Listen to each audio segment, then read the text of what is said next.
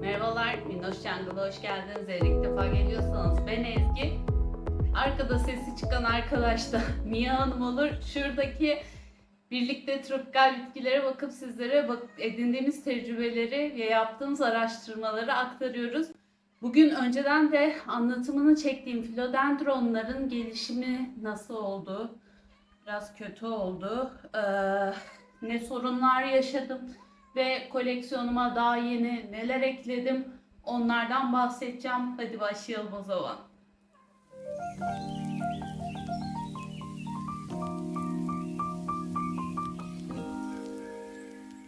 Evet, yine video sırasında gitmeyi istiyorum. Şimdi o videoda Philodendron Brezil'le başlamışım. Yan tarafa ya da komple ekrana fotoğrafını koyacağım. Şöyle, ne yazık ki filodendronlarla ilgili çok büyük sıkıntı yaşadım ben. Geçen yaz yaşadığım trips sorunundan en çok filodendronlar etkilendi diyebilirim. Aslında bakımları çok basit, çok kolay bitki türleri ama biraz da benim acemiliğime geldi. Belki de şu an Birki'nin hali bu durumda birazcık vahim diyebiliriz ama gene de yaşıyor. Trip saldırısı sonucunda bir sürü yaprağını kaybetti. Hatta buna özel video çekmiştim. Trips izleri nasıl belli olur diye. Daha sonrasında bir sürü yaprağı budamak zorunda kaldım. Suda yeniden köklendirmesini yaptım ve sonra toprağa aldım. Birazcık vazgeçtiğim ama onun benden vazgeçmediği bitkilerden bir tanesi kendisi. Birazcık fazla gölge alanda duruyor hatta. Işıktan, camdan bayağı bir uzak kısma konumlandırdım ama her şeye rağmen direniyor. Evet, bunu bugün biraz daha aydınlığa alıp ödüllendirme yapayım sizle beraber. Bazı dallar kurtulamadı. Siz de burada göreceksiniz sarı dalları. Onlar toprağa adapte olamayanlar. Ama diğerleri yeni yeni bebişler vermeye başlıyor. Ve az ışığın olduğu yerde tuttuğum için yaprak boyutlarının nasıl küçüldüğünü görebilirsiniz. Ne yazık ki birazcık bu arkadaşa özen göstermem gerekiyor. Peki tırmanıcı mı, sarılıcı mı, sarkıcı oluyor kendisi. Yine ben tabii Excel dosyama güzelce notlarımı aldım. Oradan da kontrol edeceğim. Evet, sarkıcı tür. Bazı sarkıcılarda çünkü Mospola'da takılabiliyor bazen. O yüzden kontrol etme gereği duydum. Sevilen bir tür, bakılan bir tür ama bende sorun yaşayan bir tür oldu ne yazık ki Brezilya. Evet, ikinci bitki Philodendron White Knight. Şu tarafa doğru bir uçuş yapıp getireyim onu da. Geçen videolarda bu arkadaşım Mospol'unu değiştirmiştim sizlerle beraber. Şu an sorunsuz bir şekilde yaşıyor. Mospol'a uyum sağladı. Bu arkadaşta da benim tahminim kimyasal yanığı olduğunu düşünüyorum. Şimdi Mospol çok kuruduğu zaman eğer Mospol'a ya da toprağa da bunu göz önünde bulundurun. Toprağınız aşırı kuru ve kimyasal besin kullanıyorsanız eğer ya da mosunuz aşırı kuru ve kimyasal besin kullanıyorsanız eğer öncesinde bir ıslatın. Hem toprağı hem mosu saf temiz suyla daha sonra kimyasal besininizi içeri koyun. Şuradaki yanmanın ben oradan kaynaklı olduğunu düşünüyorum. Şöyle daha iyi şişeye almıştım bunu hatırlarsanız. Şurada yaprak gitti. Bunun ben kimyasaldan kaynaklı olduğunu düşünüyorum. Hatta arada bir tane yaprağı daha kaybettim. Ama onun dışında gayet güzel bir şekilde hayatına devam ediyor. Bu şekilde Mospol'da sulamasını yapıyorum. Altında delikler var. Mospol ıslak olduğu sürece suyu kendisi çekiyor. Bu arada çok komik bir şey söyleyeceğim. Bu White Princess'miş. White Knight ve White Princess aşırı karışıyor. Şimdi etiketini gördüm. White Princess. Bütün söylediklerimi White Princess olarak düşünün ama çok bir şey fark etmiyor. White Knight, White Princess, pardon White Knight de öyle. Tırmanıcı bitkilerden, o yüzden Mospol'a ihtiyaçları var. Yaprak büyümesinin farkını da az çok görebiliyorsunuz. Aşırı bir fark etti mi? Hayır, etmedi. Niye? Çünkü bakımlarını adam gibi yapmadım mospollarını açıkçası. Her zaman nemli tutmadım. Kök çürümesi yaşadı vesaire. Şimdi daha profesyonel olarak bu kısma el attım. Hatta şuradan yeni yaprağı da yolda geliyor. Bu da mospol değişiminden sonra açan yeni yaprağı.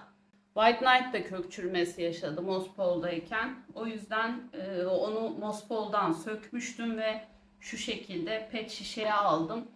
Şu an kendisi iyi büyüyor aslında. Bunların bu şekilde olmasının sebebi ne yazık ki dediğim gibi işte trip salgınından kaynaklanan sorunlar ve kök çürümesi.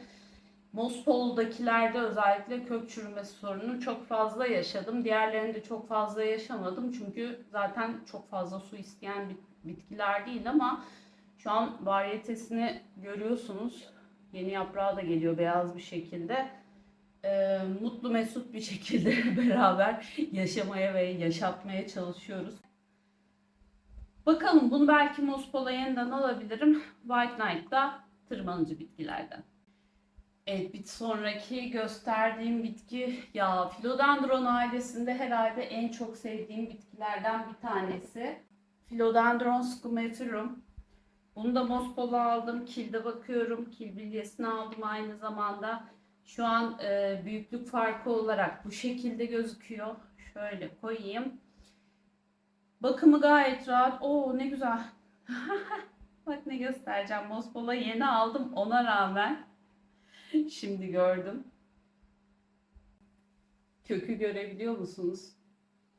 Kök dışarıya çıkmış şimdi bunun ucunu. Yok çok güzel tutunmuş. Mospol'a geri sokayım diyeceğim ama yok zarar vereceğim köke. Hiç uğraşmayacağım şimdi. Şu an yeni yaprağını da çıkarıyor minik kuşum. Gövdesiyle kendisiyle benim gözdem. Çok hızlı büyüyen bir philodendron türü değil. Çünkü yaprağı çok büyük, anca çıkarıyor. Çok uzun zaman sürüyor yaprağını çıkarması. Ama görsel şölen olarak muazzam. Bir sonrakinin kulaklarını görebiliyorsunuz buradan. Philodendron yupi. Bu da başıma dokunmayı bırak. Bu da benim favorilerimden bir tanesi. Çok özel bir tür. Yaprak şekli. Ya ben farklı yaprak şekillerine kesinlikle bayılıyorum ya da farklı gövde yapısına, dal yapısına. Yupi de çok yavaş büyüyor. Şu an bu da yeni yaprak çıkarıyor şurada görebildiğiniz gibi. Bu da tırmanıcı türlerden. Suyu bitmiş bunun da. Su eklemem lazım. Bunun mospolunu değiştirmedim, uzatmadım çünkü gerek olduğunu düşünmüyorum. Çünkü zaten aşırı yavaş büyüyor. Hani şurayı bir doldursa belki sonrasında bir mospol değişimi yapabilirim. Bunda kök çürümesi sorunu yaşamadım. Neyse ki çünkü genelde aşırı yani mospolunu sulamayı unutuyorum diyebilirim. Ona rağmen çok güzel gelişiyor. Şurada size nerede gördüm ben? Şurada size umarım gözükür. Pet şişe çok parlıyor. Şurada bir yerde beyaz kökü görebilirsiniz. Yeni köklerini de veriyor. Yani içerisi de zaten fazlasıyla gelişmiş bir şekilde. Bu da tırmanıcı. Tabii ki Mospol'da olduğuna göre bu philodendronların üstünde kristalleşmeler, yapraklarında izler görebilirsiniz. Bunların hepsi normal. Video yakalayabilir mi kamera bilmiyorum ama böyle yapışkan yapışkan noktacıklar görürsünüz. Şöyle göstermeye çalışacağım. Şuralarda. Doğada karıncaları çekip üstlerindeki yabancı zararlıları yemesi için salgılanan noktacıklar şeker aslında o. Tadı da şeker gibi. Yani yemedim ama yiyenler var. Evde de çıkıyor. Bir sorun değil ama bitki zararlarını çekme olasılığı var. O yüzden onları arada bir silerseniz ben siliyor muyum? Hayır silmiyorum. Ama benim yaptığımı yapmayın bunda. Arada bir onları temizlerseniz çok güzel olur. Bir sonraki philodendronum da küçülenlerden. Çünkü bu da kök çürümesi yaşadı. Trip salgını yaşadı. Ve bu kadar kaldı. Ama bir tanecik yaprağı kalmıştı ve hayata döndürmeyi başardım. O yüzden mutluyum. Yüzümü de ne güzel kapattı. Büyüme hızıyla ilgili bir şey söyleyemeyeceğim çünkü büyütemedim. Ama şu an kendisinde ve gayet mutlu bir şekilde yaşamaya devam ediyor. Birkini sarkıcı türlerden aşağıya doğru bırakabilirsiniz. Bazen mospova takanlar da oluyor bunu ama yani gerek var mı bilmiyorum. Salın aşağıya gitsin kendisini. Benimki umarım ileride sarkmaya başlayacak diye bir umudum var, bakalım. Sonraki neredesin göremiyorum. Philodendron Black Cardinal aşık olarak aldığım ve benim gördüğüm ilk philodendrondu. Bu dışarıda görüp aşık olduğum, bulabilirsem fotoğrafını şuraya koyayım. Doktorumun ofisinde var ve geçen gün gittiğimde hastalık süreci yaşadım bu ara. Oraya gittiğimde gene gördüm ve gene fotoğrafını, videosunu çektim. Hayran kalmıştım. Mantar sorunu, kök çürümesi sorunu yaşadı bu arkadaş da ama tek yapraktan, hatta burada mı o yaprağı? Yok. O yaprağını kaybetmiş. Tek yapraktan yeniden kendisine geldi. Çok mutluyum. Çünkü hani bunu hayata döndürmek benim için çok önemliydi. Bakalım büyümeye devam ediyor. Mutlu ve mesut bir şekilde. Bu arkadaş tabii ki tırmanıcı değil, çalı formunda. Ya crawlers diyorlar. Crawlers e, sürünücü olarak Türkçe'ye yanılmıyorsam çevriliyor ama sürünücü demeyelim buna, çalı formunda diyelim. Sürünücü olarak başka göstereceğim biraz sonra. Tek gövdeden yayıla yayıla bir sürü yaprak çıkarıyor ve uzamaya devam ediyor. Büyük halinde koymuş olacağım zaten yan tarafa ama gene yaprak güzelliği farkı olarak kesinlikle dikkat çekici ve tatlı bir tür. Evet, şimdi burada bakıyorum. Philodendron Shangri-La olduğunu düşündüğüm bir tür vardı. Onu kaybettim. Ne yazık ki kurtaramadım. Prince of Orange vardı. Ne yazık ki onu da kök çürümesinden dolayı kaybettim. Kurtaramadım. Sonraki Pink Princess bana hediye olarak gelmişti. Şu an ya çok yavaş büyüyor Pink Princess. Bir de büyük almak gerekiyor herhalde bu varyeteli bitkileri. Yani büyük alınca daha rahat bakımının olduğunu düşünüyorum. Şimdi bakıyorum, en azından varyeteli türler için büyük almak daha mantıklı olabilir. Ama yeni yapraklar vermeye başladı. Pembeleri de devam ediyor. Büyümeye devam ediyor. Bu da sarkıcı, pardon, sarılıcı türlerden bir tanesi ama mospola koymadım ben. Ee, Çok fazla mospolu da doldurmak istemiyorum çünkü evi. Yer kaplayan bitkileri mospola koymak istiyorum daha çok. Hani etrafa yayılacaklarına mospolda yukarıya doğru gitsinler diye. Bu henüz o kadar fazla yer kaplamadığı için almayı düşünmüyorum ama belki ileride küçük bir mospola alabilirim. Bir sonraki en sevmediğim nerede? Yani ben başaramadım. Keza gene çok küçük aldığım için büyük ihtimalle White Wizard. Yani mutlu edemiyorum ben bunu. Mutlu edebilen varsa, tavsiyede bulunursa çok sevinirim. Bir türlü büyütemedim. Varyetesi çok fazla beyaz olduğu için aşırı hassas. Neme, ısıya, ışığa karşı çok hassas. O yüzden yaprakları da çok sağlıklı bir şekilde büyümüyor. Ee, Bu da tırmanıcı bitkilerdenmiş ama tırmanacak hali yok şu an. Bu şekilde kalmış durumda. Yani bir daha olsa almazdım ben bunu. Ya bir sonraki çok güzel oldu. Nerede? Hı. Ay, yeni yaprağı da geliyor. Sizle beraber görüyorum çoğu şeyi. Florida Ghost.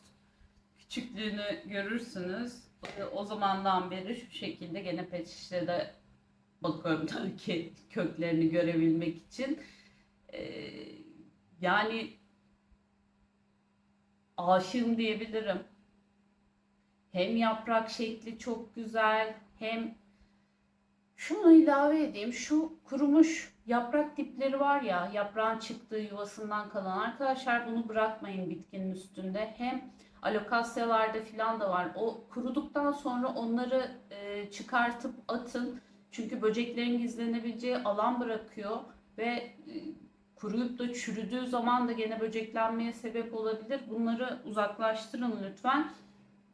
Yani büyümesi çok yavaş oldu başta ama sonrasında işte ortama alışması birazcık uzun sürüyor tahminimce. Şimdi işte yeni yaprağı da yolda geliyor. Alıştıktan sonra ise çok tatlı. Buna işte mospol yapabilirim büyük ihtimalle. Çünkü yaprakların da daha büyük olmasını tercih ederim tabii ki ve varyetesinin de devam etmesini isterim. Seviyorum. Bir sonraki bitki yani bir garip. Çok fazla büyümedi. Bu arada o videoda Gloriosum variegata yazmışım ama Gloriosum Snow Leopard olduğunu öğrendim ben bu arkadaşın. Gloriosumlar çalı formunda büyüyen bitkiler, sürünücü aslında bitkiler. Bu da bu şekilde hala bir tam formunda böyle güzel yaprağını çıkaramadı ama ölmüyor da. Çok ilginç bir şekilde yani bir hücresel hastalığı mı var gerçekten ben de merak ediyorum. Çünkü yapraklarına bakar mısınız? Yani bir şey çarpılmış gibi sağlıklı durmuyor yani bitki. Tabii şeyle de alakalı bu küçük saksıda olduğu için ben arada sulamasını da unutuyorum bu arkadaşların. Şu an yeni yapraklar da geliyor. Umarım bir ara böyle tam formunda, tam şekli düzgün bir şekilde yaprak çıkarmayı başaracak. Evet, Philodendron Sodiroi neredesin? Gel. Ya bu çok şey yaşadı. Kök çürümesi bu arkadaş da yaşadı ama yani inatla hayata tutunmaya devam ediyor ve yaprak şeklini, yaprak dokusunu çok seviyorum. Faydalı böceklerim geldi. Onları da astım. Köklere henüz bakıyorum. Buna yeni geçiş yaptık çünkü çok fazla sarmamış kökleri. Birazcık yavaş büyüyor. Sodiroi neydi? Tahminimce tırmanıcı. Aynen bunu da mospolu takmak gerekiyor. Zaten tırmanıcılar çoğunlukla belli ediyor. Daha çok boya gidiyorlar ve hava kökü yerleri bırakıyorlar. Sizle beraber ben de temizlik yapıyorum. Çok hızlı büyümüyor. Kökler hassas filodendronlarda arkadaşlar. Ben onu anladım yani. Kök çürümesi ben bu kadar fazla hiçbir bitkide yaşamamıştım çünkü ki çok fazla sulama da yapmıyorum. Ona rağmen kökler belki de bana geldiklerinde bir hastalık vardı. Bilmiyorum. Çoğunu yeni almıştım yine o video çekimin sırasında. Ama şu an kurtulmuş ve sağlıklı bir şekilde hayatımıza devam ediyoruz. Sonrakini getirmeyi bile unutmuşum. Nerede o getiriyor? Atsan atılmıyor, satsan satılmıyor, habire büyümeye devam ediyor. Sen ne yaparsan yap, azimle yaşamaya devam ediyor. Tabii ki kendisi verrucosum. Yani toprağa aldım. Kırmızı örümcek sorunu yaşadı tabii ki. Çünkü niye yaşamasın yani. Çok seviyor böcekler bu bitkiyi. Sonrasında kila aldım çünkü en son Sidney verrucosumunu gördükten sonra benimki de öyle olacak dedim ve Mospol'a hazırlık yapıyorum şu an. Kilde bakım yapacağım için de suda şu an adaptasyonunu sağlıyorum. Yani nalet olsun bu bitkiye ya. Çok güzel, çok tatlı, çok seviyorum. Ay ölse atacağım. Belki yenisini alır mıyım? Ya alırım bunu ya gene. Verrucosum'la ilgili şeyi aklınızda unutmayın arkadaşlar. Olabildiğince koleksiyonunuzdan uzak bir yerde konumlandırın. Hani trips için hep şey diyorum ya ben Monstera trips dedektörüdür. Koleksiyonda trips varsa Monstera'da kesin vardır diye. Kırmızı örümcek için de bu arkadaş bence bir dedektör olarak kullanılabilir. Kırmızı örümcek koleksiyonunuzda varsa bu arkadaşta kesin vardır. Henüz pamuk biti olduk mu acaba? Olmadık sanırım. Çok fazla koleksiyonda pamuk biti yaşamadım ben. Yakında yaşarım. Bunu dedim ya.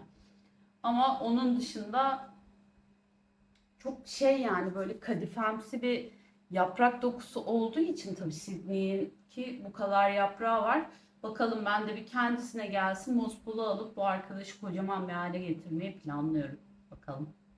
Evet bir sonraki Philodendron'u gösteremiyorum. Ring of Fire'ı. Zaten çok iyi durumda değil ama Şu an bir deney aşamasındayım bazı bitkilerle alakalı olarak. O yüzden deney odasında duruyor ve oradan çıkaramıyorum. Yakında onunla ilgili de video hazırlayacağım. Ne yaptığımla ilgili ama çok iyi büyümedi yani. Hala aynı şekilde diyebilirim. Başarısız oldum ilk aldıklarımda. Çünkü kendi tavsiyelerimi dinlemedim sulama ile ilgili.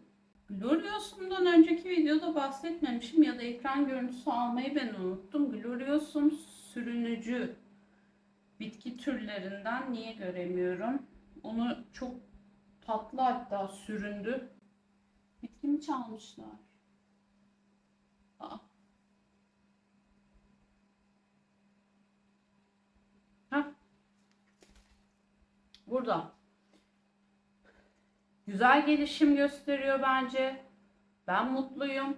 Bir de sürünücü bitkileri, ince uzun saksılar var ya arkadaşlar, onlara almamız gerekiyor. Neden?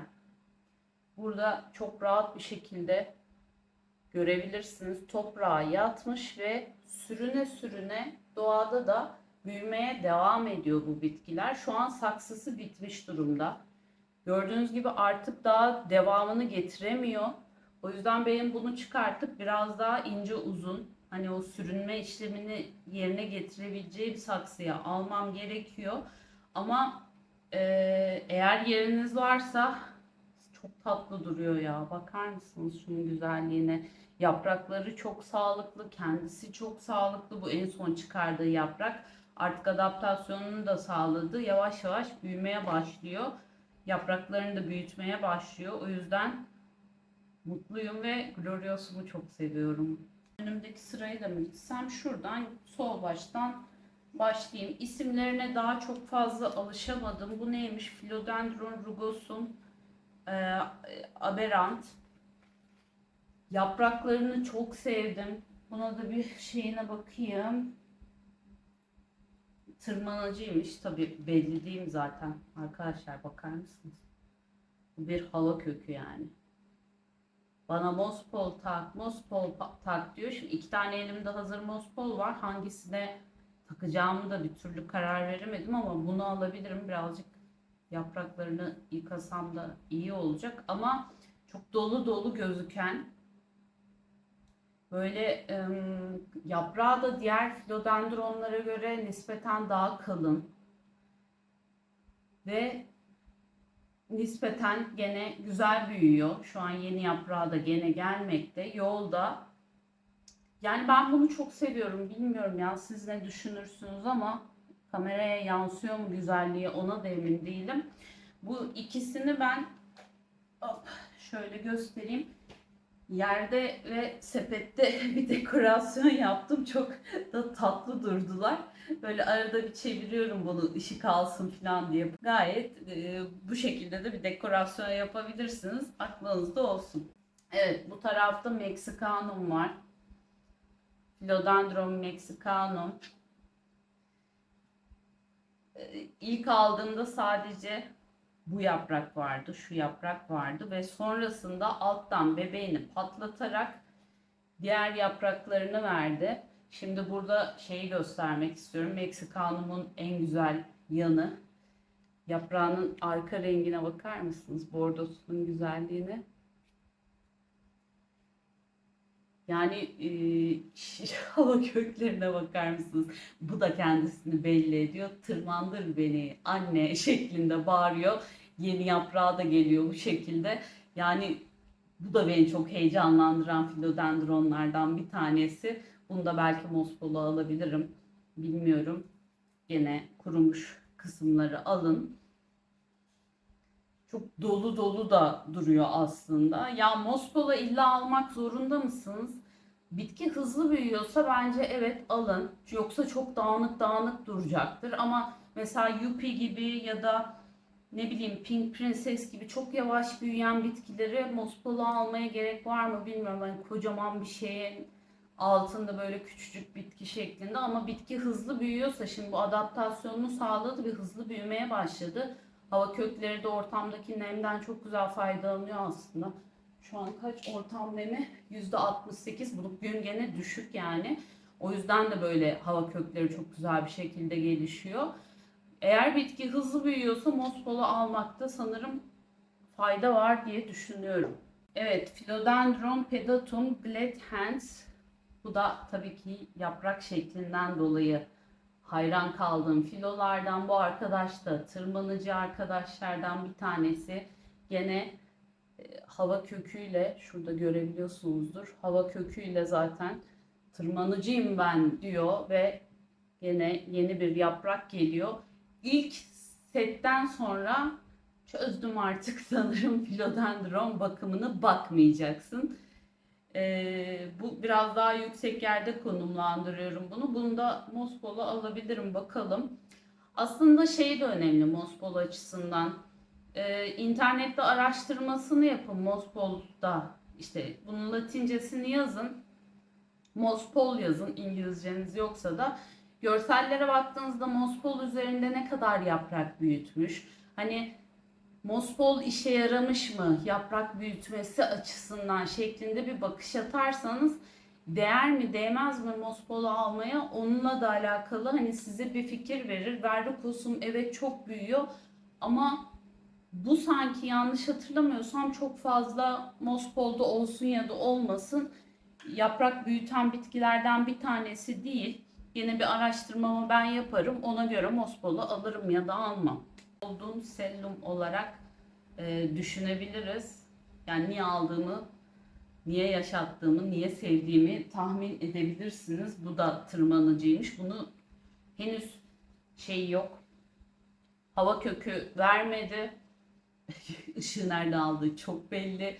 Hava kökü vermedi ama verdikten sonra bunu büyük ihtimalle Mospol'u alırım. Yani video çekimlerinden sonra da bana en çok sorduğunuz bitki o arkandaki bitki nedir diye. Bu kendisi işte şu an rengi tam olarak yansıyor mu bilmiyorum ama neon sarı, çok açık yeşil, yeşil sarı, limon sarısı gibi düşünebilirsiniz. Limon sarısı saçma oldu. Yeşil sarı gibi düşünebilirsiniz. Bu da gözdelerimden kesinlikle bir tanesi. Bakıyorum neyi anlatmadım, seni anlatmadım. Jose Bono verdi. Vergiata pardon. Jose Bono bunu da çok seviyorum. Ya filodendronların bence bütün türleri çok güzel. Yaprakları özellikle farklı farklı ya. Şimdi bu yaprak yeni çıkan yapraklardan bir tanesi. Böyle açık sarı, beyaz gibi çıkıyor ve daha sonra bu şekilde koyulaşmaya başlıyor. Daha sonra da gittikçe koyulaşıyor yaprağı. Çok değişik yani. Ve gövde kalınlıkları çok hoşuma gidiyor bu arkadaşların. Şöyle gösterebilirsem eğer. Gövdeleri olabildiğince kalın, böyle kırılgan çıt kırıldım bir bitki de değil. Çok belli. Gövdenin kalın olması demek suyu içerisinde de güzel tutuyor demek. Suyu daha güzel bir şekilde iletebiliyor demek. Zaten yaprak büyüklüklerinden de belli oluyor. Bu da söyledim mi bilmiyorum. Evet, bu da tırmanıcı arkadaşlardan bir tanesi. Söyledim sanırım. Neyse kesiyoruz burayı. Burada Burlwarks variegata var. O yok muydu video zamanında ya? Belki de hepsinin ekran görüntüsünü almadım ya da o videoda anlatmadım. Bu arkadaş da bakayım. Evet, tırmanıcı kategorisinde ama çok hızlı büyüyen bir bitki değil. Gördüğünüz gibi uzun zamandır ben de hala böyle hava kökü olsun bir yere tutunayım ben şeklinde bir şey çıkartan bir bitki değil. O yüzden mesela bunda niye mospol yapasın? Evet, hayran kaldıklarımdan kesinlikle hayran kaldıklarımdan bir tanesi Philodendron tortum. Bakıyorum bu da tırmanıcıymış. Çoğu tırmanıcı ama bence buna da gerek yok bir mospola. Yani bu yaprak küçük hali bile güzel çünkü bu yaprağın. Ama yani harikalığına bakar mısınız şu bitkinin? Ve yeni çıkan yaprakları böyle alien havasında. O yüzden de çok seviyorum ben bu bitkiyi. Şöyle göstermeye çalışacağım yeni yaprak çıkışını size.